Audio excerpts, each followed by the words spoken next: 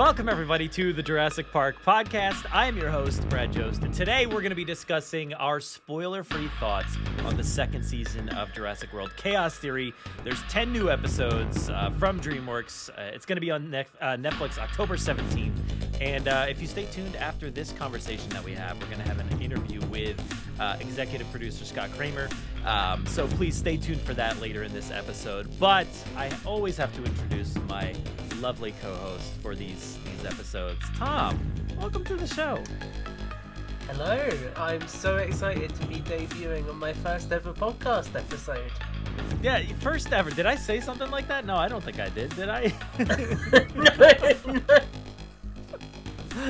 So sometimes I say some random things in the intro and I'm like, I don't know. I was just going with a bit, but you were like I'm just gonna instantly derail think it. that it was me that said it. Well, because I think one other episode I introduced you as my one and only friend or something like that. So, Yeah. You never know. But we have a lot to say about this show, and of course we're going to do it all spoiler free. But first, I do want to thank DreamWorks and Netflix and everybody for letting us watch this show early, create some content to talk with Scott. We're always incredibly thankful that we have that opportunity, and so thank you so much to them. And Tom, anything you want to say before I just want to say, into it? yeah. So we have been doing this for 3-4 years now with Camp Cretaceous as well, and this is the first time now I work freelance that our timetables lined up, and I got to be on the interview with Scott as well, and it was one of the coolest things ever. As somebody who is writing a book at the moment, I left that conversation feeling very energized and excited to dive back into it. Heck yeah, dude. Absolutely. It's always so much fun talking to Scott. So stay tuned for that interview later on. And there's some really good stuff, I think, in the spoiler-free one. We do have spoiler content coming once the show airs and probably the following week. So stay tuned for a really fun spoiler-filled conversation in the coming weeks with Scott. There's actually some really good stuff in there. But Tom, let's go ahead and dive into spoiler-free thoughts right now on Season 2 of Chaos Theory. Yeah. Give me your general review of Season 2. Yeah, so I think that Season 2 of Chaos Theory was really good because it kept the tone and the kind of narrative really consistent with the first season. And I think when you compare it to Camp Cretaceous, right, you had the first season, which was fantastic, and then the second season, which wasn't bad, but it kind of just felt like filler. This season didn't feel like filler at all. It really keeps the momentum of the story going forward. It has a lot of new developments throughout, and I just thought and I really enjoyed it. I think in one of the reviews that I've written, so there's a spoiler and a non-spoiler review, and I talk a lot about how this is basically the grounded world building that I've really wanted post Fallen Kingdom.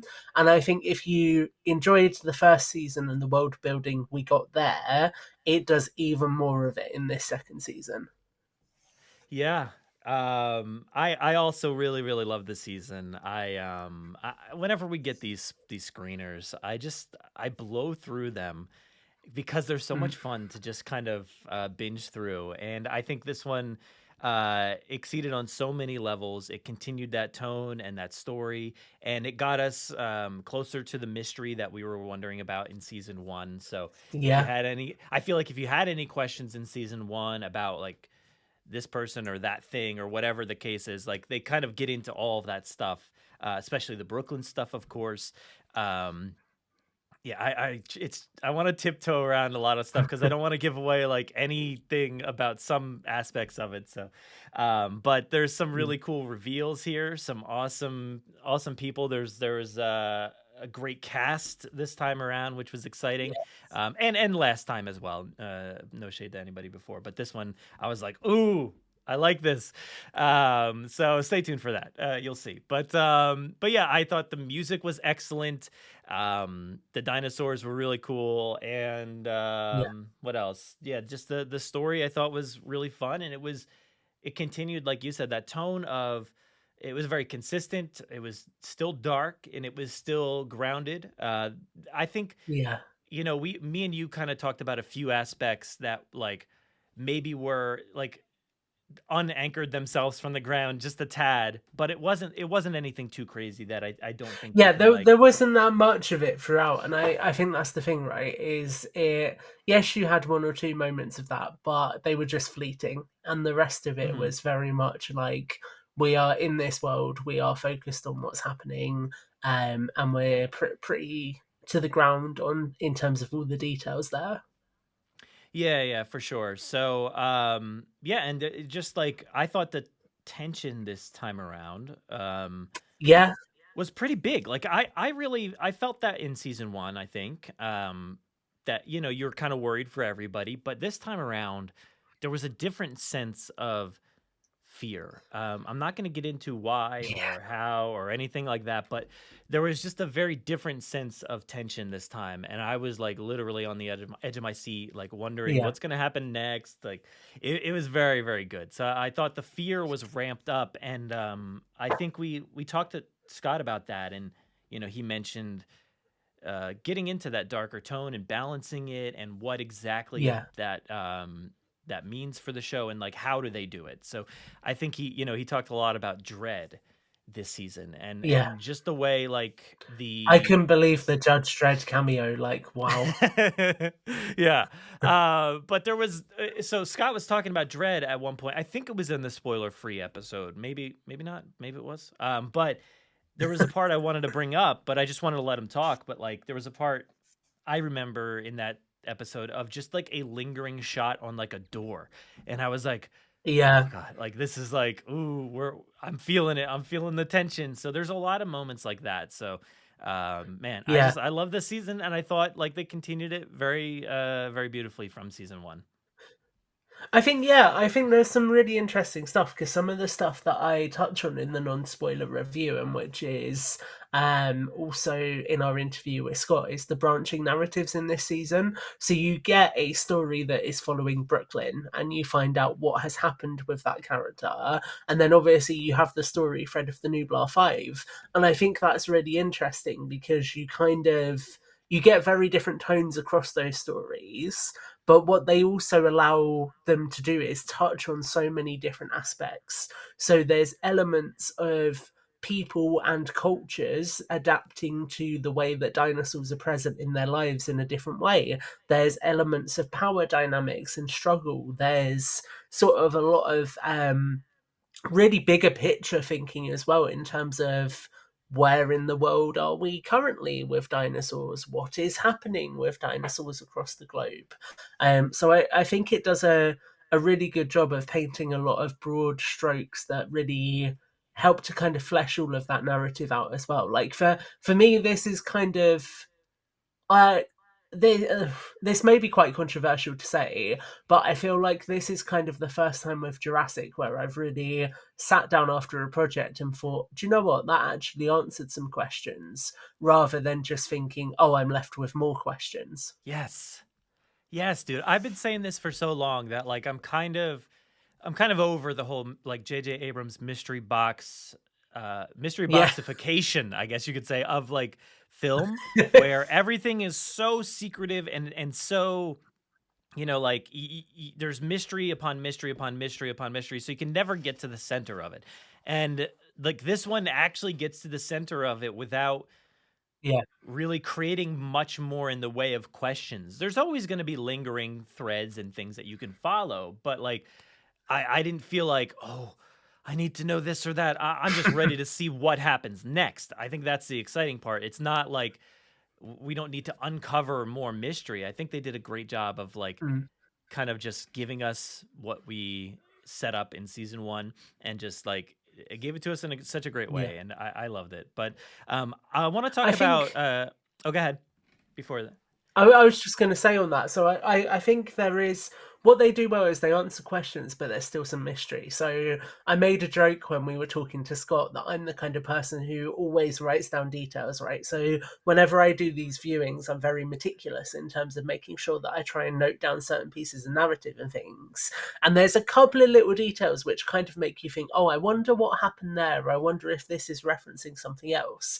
And I think that's cool because that's exactly where creativity is born, I think, with these kinds of franchises. I mean, if I use Tails as an example, my whole creative like step out with that was when people were like, "Oh, where did this Therizinosaurus come from?" That just triggered something in my brain, and I think there's now in this season the kind of like moments of dialogue and moments of hints at other things that might now get other fans and other creatives thinking, "Oh, maybe there's a really cool story to tell there," and I really love that. I love when there's something that gives you a story that feels involved and that you sort of feel like you're focused on the whole time, but where there's also room for creative interpretation as well.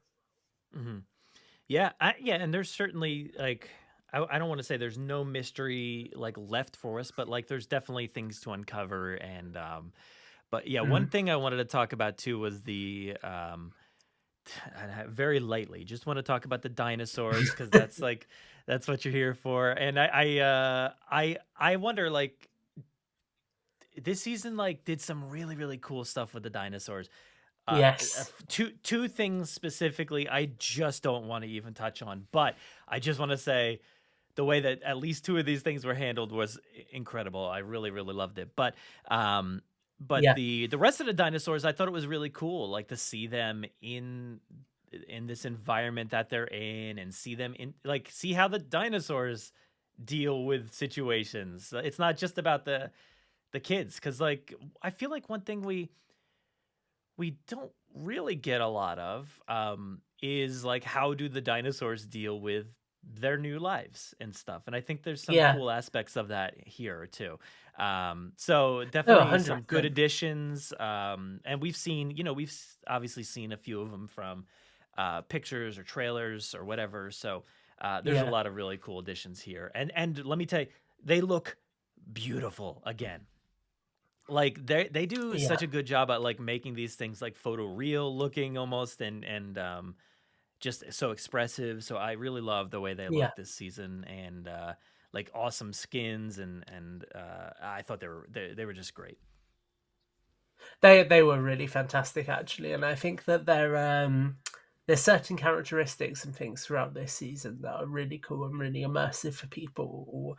And I think that this season as well, you don't necessarily get as many new dinosaurs as you might have done in previous seasons, but they're Hmm. handled really well. So something that I will touch on, because I think that it's in the trailer, it's quite obvious that it's back, is the Suchomomus. And actually, that animal this time around got a lot more screen time than I was expecting, which was really nice. So there are a lot of moments like that are really cool. There is one other thing that I wanted to touch on very lightly, which is a specific piece of tone that I think is really cool, which is this series does a really cool job of tapping into one of the core Jurassic tropes in terms of sort of science and technology in a new and creative way. And I think that's vague enough to not give anything away,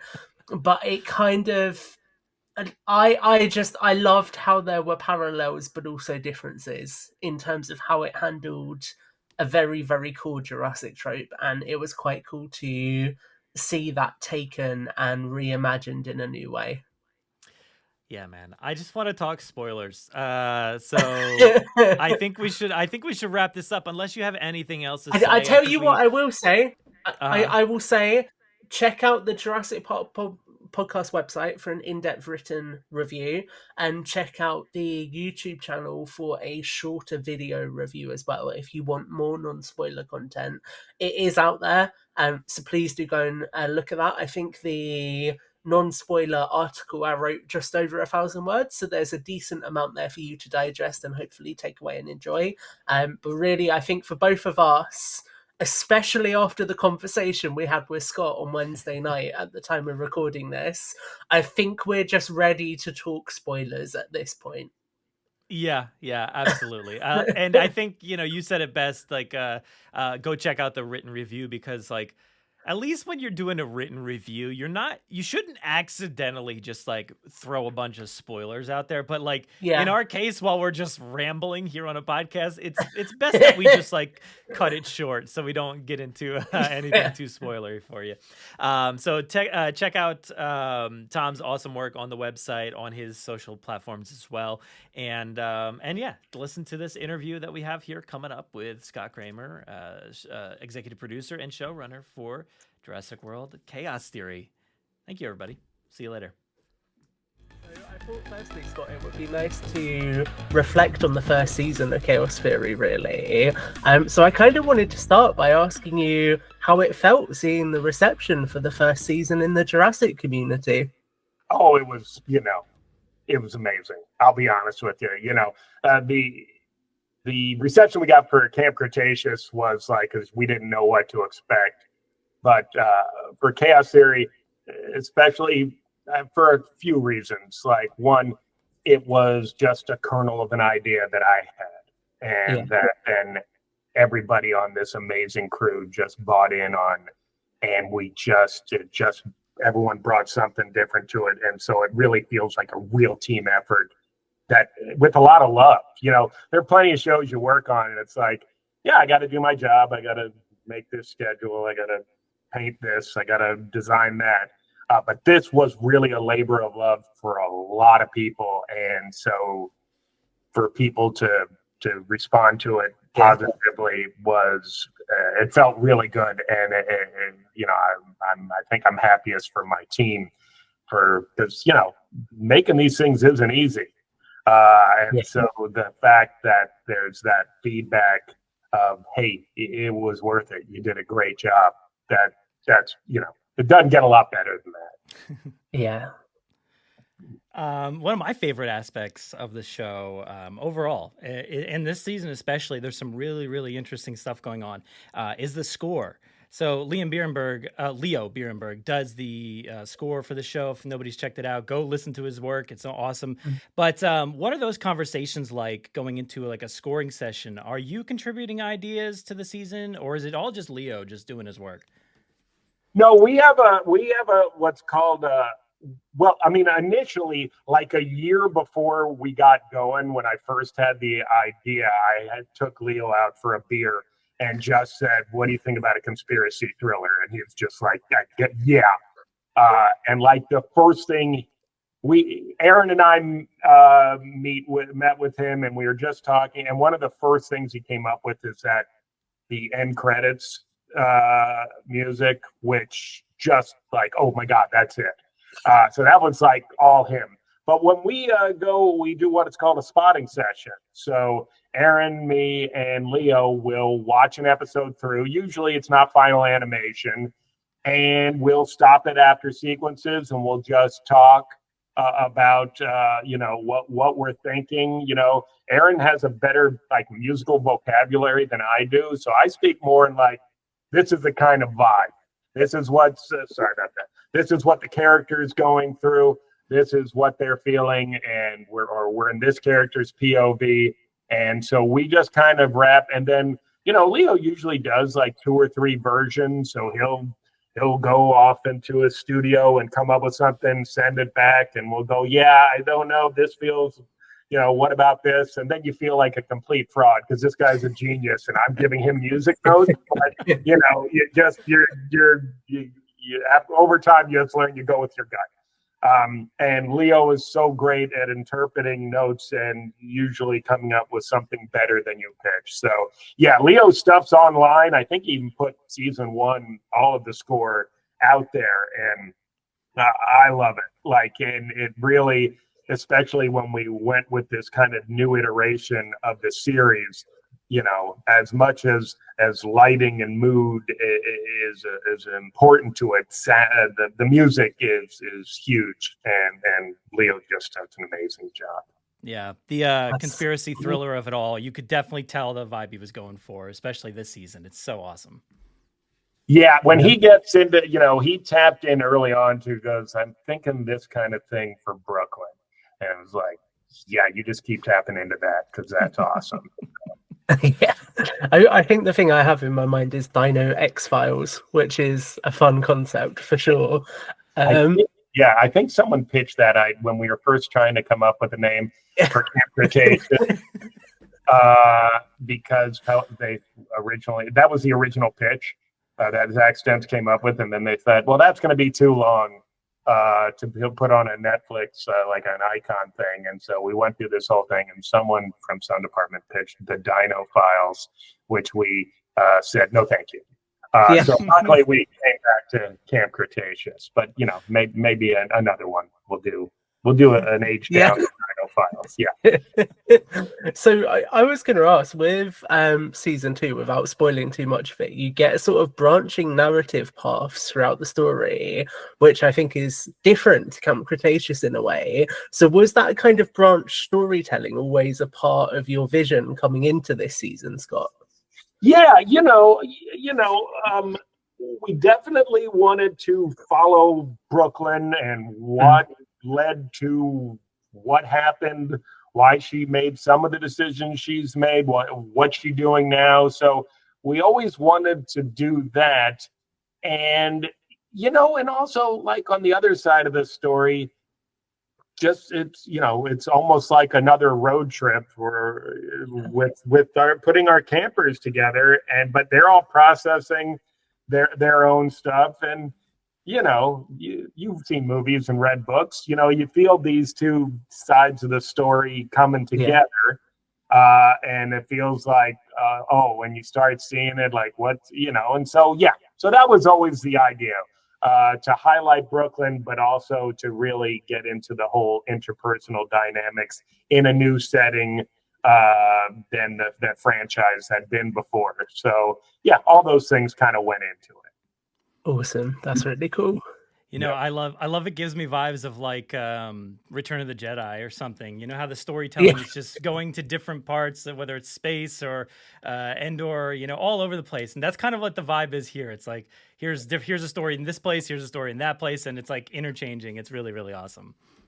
Yeah, well, I mean, again, I got to give it up to our team, because we definitely, I don't know if we overreached, but we reached, that's a lot of settings for a TV show, animated show to go to. So again, as talented and creative and collaborative as this team is, problem solving is right up there with it, because we went like, okay, well, this is beyond this scope is way out of scope what we can do. So how do we do it? And they figured it out. So based off the trailer, there's it looks like there's like some hot water that all these Nublar 6 could be getting into with each other. So like, what are the relationship dynamics that we can expect, or people can expect throughout season 2? Because it looks like things might be changing amongst these crew. Oh, definitely things are changing. Everyone's dealing with something different, probably most notably Kenji, who's, not only is he processing the loss of Brooklyn, but his father. Just everyone has sort of been thrown together. Season 1 didn't take that long. And at the beginning, they've been stuck in this container for a while, but they are still figuring things out. We were very intentional in season 1 and in season 2 of just not like, everything's okay now, we're all back together, so we definitely wanted to go with, Ben's wrestling with maybe knowledge that not everyone else has. Sammy is also still dealing with the aftermath of her dealing with her own family. And, Yaz is trying to be there for maybe everyone and forgetting about herself a little bit. And, and Darius also, the dino nerd, maybe he's learning some things, like maybe he doesn't know everything and isn't the expert that he thought he was. Yeah, very fair. Poor Darius. Yeah. I wanted to ask Scott, because I think if you've heard our podcast, you know that I'm hyper into the world building. I'm like always thinking about weird conspiracy theories for this universe and things like that. So I was curious, when it comes to that world building, what do you feel is most important in terms of like fleshing out the broader Jurassic universe? Well, and it's so funny, Tom, because I have listened with my boy, Hap, and so we'll listen, and it's like, boy, I always so want your theories to be true, and I was like, that would be really cool. That would have been cool to do. We didn't do that, and then there's that part of it, but whether it's everything starts with our characters. It's like we're not, where it makes sense, we want to flesh it out, whether it's Camp Cretaceous or now, we always have sort of played in the margins of the features. So at any point, we know where we're headed, or we know where we've been, or we know what's going on somewhere else. So part of the fun is drawing those parallels, or like in Camp Cretaceous, seeing things from a different point of view than you saw in the feature, whether it's Mizrahi's helicopter or the dude in the yellow jacket with the Mosasaurus in Fallen Kingdom. So when we can, either flesh out the world or tell part of the story, or it's like, well, this would make sense leading up to that, that's really fun. But it's all in service of these characters and the story. Yeah. But it's definitely when we feel like, oh, this gives us an opening to do something, and then of course, if we go too far with it, then, Colin is there to say, okay, back up. But mostly we just, wherever we can flesh it out and build it out and go for a more personal story than a 2-hour movie is able to do. And that's a sweet spot. Yeah, I dig that. Character first, world second. Yeah, it is. It's like whenever whether we're breaking a season, the first thing we talk about is, all right, where are the characters? Where do we want to see them? What new horrors can we put them through? And then everything else kind of comes later. If we're fleshing out an episode, it's always the characters, and then we'll figure out the dinosaurs and the plot after that. Yeah. So, we do get closer to the central like mystery, I think, of season 1 this time around. And with that comes like huge stakes. There's a lot of fear. I felt it, at least. There was a lot of tension. I was on the edge of my seat. I just wanted to say personally that I think you guys have done an amazing job at like balancing the tone of the series, especially this season. It's really awesome. But I think also it kind of gives you like fear that rivals the films at times. So what do you think is so real about that fear this season?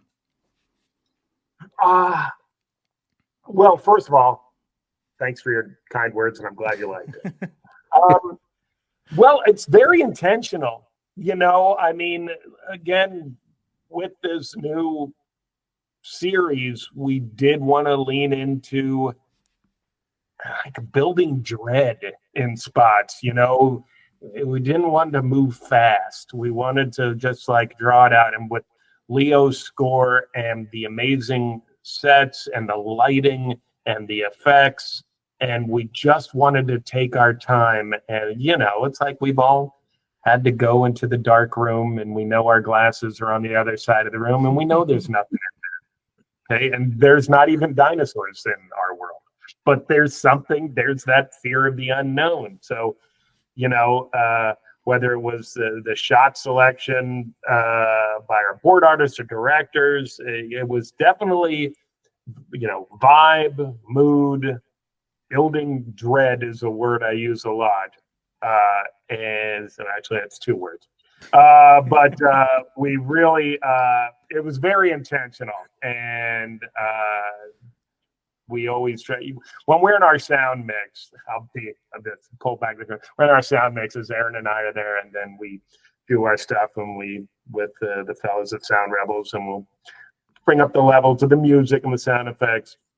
and our executive, Maria, will come in for the last hour to make sure we haven't screwed the whole thing up. And got to make her jump at least once. And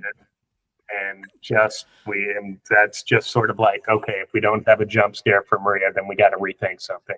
We're definitely trying to, people like being scared, kids like being scared, everyone talks about the On Wonder, but there's a case to be made that Jurassic Park was a horror movie.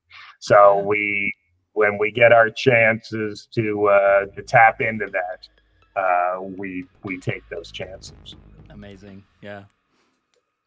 Yeah, I think there's so many more questions we could ask on a non-spoiler note, but I think it makes sense to wrap this up with probably the most important non-spoiler question, Scott, which is, if you had to make an account on Dark Jurassic, what would your username be? Oh, wow. This is a good one. Well, let's see. Since we named robots after Brad last time, very nice. Very nice. So I guess Tom Jurassic's probably been used. So not by me, it's why I've got the underscore. Oh, is that right? Okay. So I'll go Tom_Jurassic 7. And that way, then we're kind of completely covered. Amazing. Thank you so much for listening to this episode, our spoiler-free chat with Tom Jurassic, and also the conversation with Scott Kreamer. Awesome episode, so much information in there, but please stay tuned for upcoming episodes where we talk full spoilers. We have a full episode breakdown where we discuss all of the biggest spoilers from the season coming up soon, and then we have another episode with Scott that is super in-depth, full of spoilers, some really great tidbits in there about the creation of the season, who's involved, and what they had to do to make this one super awesome. So please check that one out when it posts as well. In the meantime, head to JurassicParkPodcast.com to find all of Tom Jurassic's articles on Jurassic World Chaos Theory Season 2. We've got a lot of content coming, so stay tuned to the feed, and be sure to follow our newsletter where I write all things Jurassic, movies, theme parks, all kinds of fun stuff like that. You can find that over on JurassicParkPodcast.com/newsletter. But again, thank you so much for listening to this one. Stay safe, be kind to each other out there. We need to make this world a better place. I hope you have a great day, and we'll see you next time. Enjoy, everybody.